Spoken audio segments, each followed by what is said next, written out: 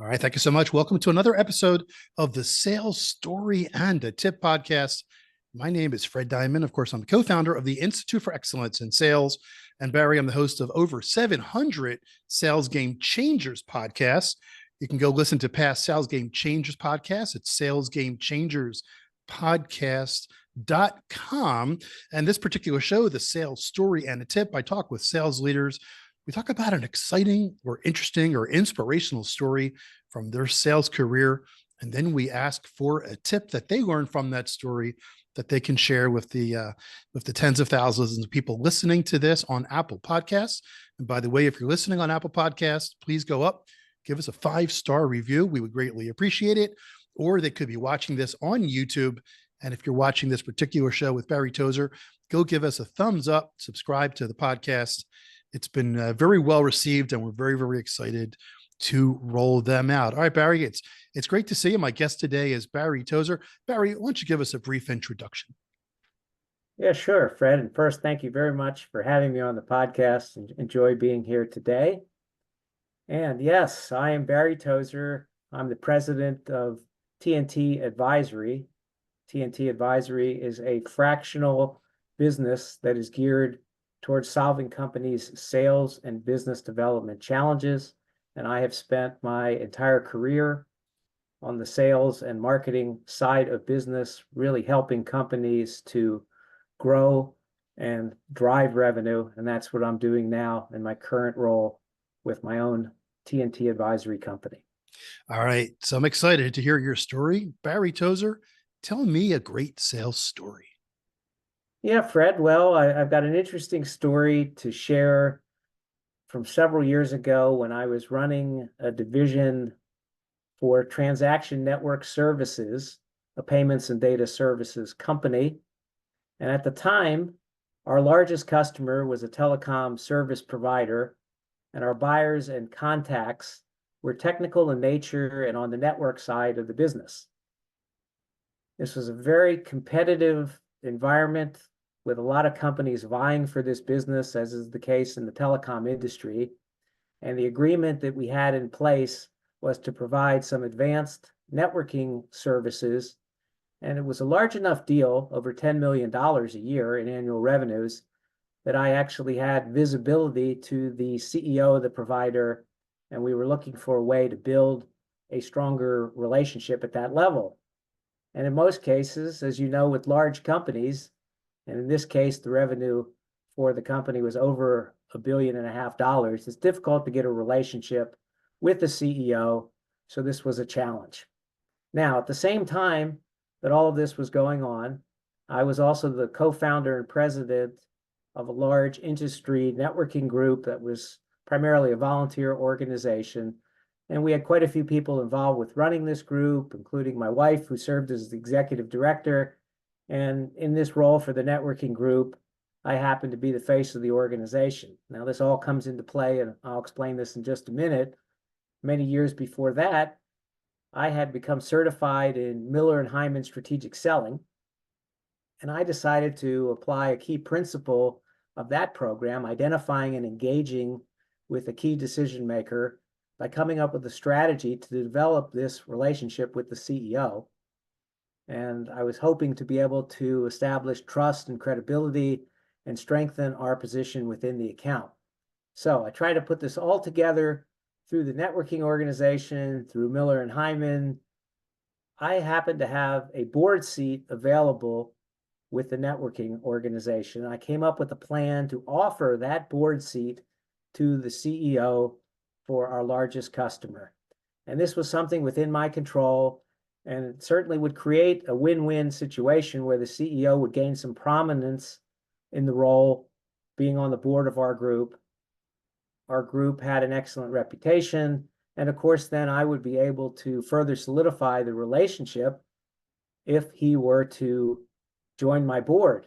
Now, if he turned down my offer, then it would be back to the drawing board with all of this. But fortunately, the CEO agreed to serve on the board.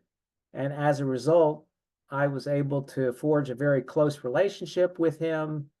We became good business contacts. We interacted together went to many events that I invited him to, and we ended up, really forging a very good and close relationship and an excellent partnership. So as a result of all of this, forging that relationship, it helped to fend off the competition, and we were able to keep this account for the long term. We actually increased revenues enough that my group, using that account as a catalyst, we were able to triple revenues in our division and turned around the performance for a division that had previously languished before I came on board with my team. So a very, very good story. Now, everyone listening to this, may not have the type of opportunity that I just described to reach out to the CEO of one of your largest customers, but I think some of the same principles, apply to other senior level contacts. Yeah, that's a great story. And it harkens me back to when I went to work for myself as a fractional chief marketing officer in 2003. There was a company that I targeted, and I had been approached. I was an outsourced chief marketing officer, and I had been approached by some of the salespeople at this particular technology company. And they said, our marketing, it's not good. We're struggling with sales. We need you to come on, but we need to convince our CEO that you're worth bringing on to help us get things going. So I met with him, and we met a couple of times. I was also involved with a very large technology organization, the Northern Virginia Technology Council, which I'm sure you were involved with at various points. And I was in charge of the business development and sales committee. So I was the one who was scheduling events every single month. So I scheduled a panel, and I invited the CEO of this company to be on the panel. And we had 100 people in the room, and NVTC did a lot of advertising, and he was thrilled. And he gave me a contract, and I was a consultant for them for about 10, 11 months. It was one of my first clients. And he would say to his salespeople, he said, look what this guy did. He put me on a panel in front of 100 people. Right. He was creative enough. He just didn't keep selling me on the value I would bring as a consultant, of course. There's value, of course, that I brought him in that particular role, but I remember that. And that is a great strategy for the salespeople out there, and good for you for making that happen. Give us some tips that you took away from that particular story. Yeah, sure. I think it's really important to strategize on how you can develop these relationships, just as you described. And you want to have these relationships throughout the organization, because obviously if you're single threaded and you just have one contact who you've done the deal with, and that contact ends up leaving the company, then you might have the whole account in jeopardy and at peril. So, how do you develop these relationships? I'll try to give you a couple thoughts and tips on that. I think first, very important to identify who these key decision makers are, and try to make some kind of connection with them. And how do you do that? Well, as you described, you can work with them on particular programs and events. There are industry events. There are conferences where the senior level buyers attend. They're likely to be present there. This provides just a great opportunity to network and build relationships with them in that kind of environment. Always look for ways to offer value.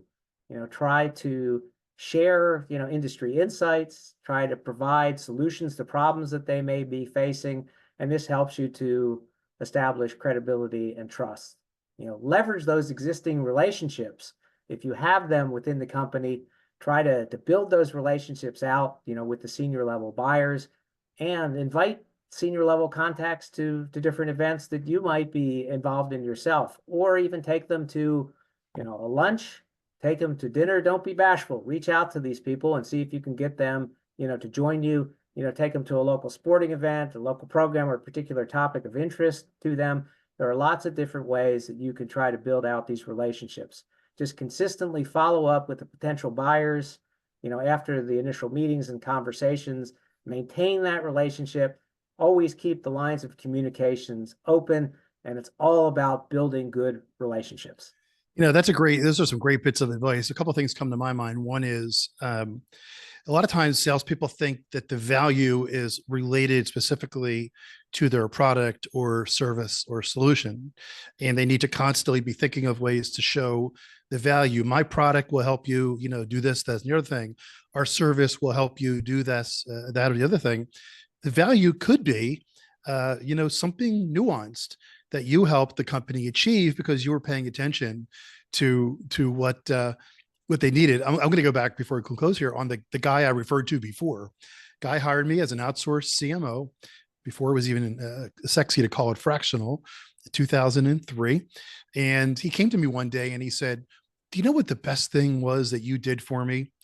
And I said, "Well, you must be referring to the world-class sales and marketing integration program that I developed to ensure that your salespeople had the tools and the communications to be successful."